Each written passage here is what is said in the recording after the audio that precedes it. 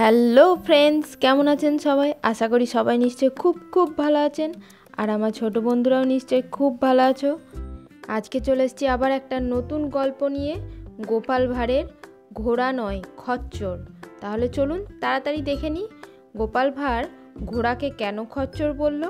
চলুন গল্পটা শুরু করি। গোপালকে আদালতে ধরে আনা হয়েছে। তার নামে অভিযোগ সে নাকি ঘোড়া চুরি করেছে। হাকিম গোপালকে জিজ্ঞাসা করলো, কি হে, তুমি কি ঘোড়া চুরি করেছো? গোপাল বলল, আজ্ঞে হুজুর, আমি চুরি করিনি। হাকিম, যে ঘোড়াটায় চড়ে তুমি যাচ্ছিলে সেটা তাহলে কি তোমার ঘোড়া? গোপাল, আজ্ঞে হুজুর, ঘোড়াটা আমার নয়। হাকিম, তাহলে কি ঘোড়াটা তুমি কিনেছো? না হলে অন্য কেউ কি তোমাকে ঘোড়াটা দিয়েছিল? গোপাল, না হুজুর, ঘোড়াটা আমি কিনিও নি, কেউ আমাকে দেয়ও নি। হাকিম, তাহলে ঘোড়াটা কার?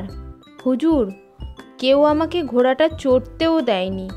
হাকিম, তাহলে রাতে আস্তাবলে ঢুকে ঘোড়াটিকে খুলে নিয়ে ওর পিঠে চেপে পালিয়ে যাচ্ছ, এই অভিযোগ কি সত্যি? গোপাল, আজ্ঞে হুজুর, রাত্রে আস্তাবলে ওর পিঠে চড়ে সরে পড়েছিলাম, এটা ঠিক, কিন্তু চুরি করিনি। হাকিম, চুরি করনি মানে? এইমাত্র যে বললে তাতে তো ঘোড়া চুরি করাই হলো। গোপাল, আজ্ঞে হুজুর, তা না, আমি নিয়েছি বটে, কিন্তু ঘোড়া চুরি করিনি, কারণ ওটা ঘোড়া ছিলই না, ছিল ওটা খচ্চর।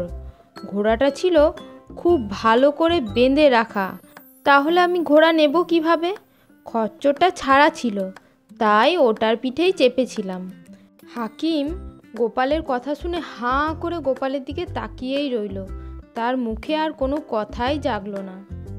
তাহলে বন্ধুরা, দেখলেন গোপাল কেমন খচ্চরের নাম করে ঘোড়াটাকে কেমন সরিয়ে নিল। তাহলে চলুন আজকের গল্পটা এখানেই শেষ। আবার দেখা হবে পরের কোনো নতুন গল্পে। আজকের মতন টাটা।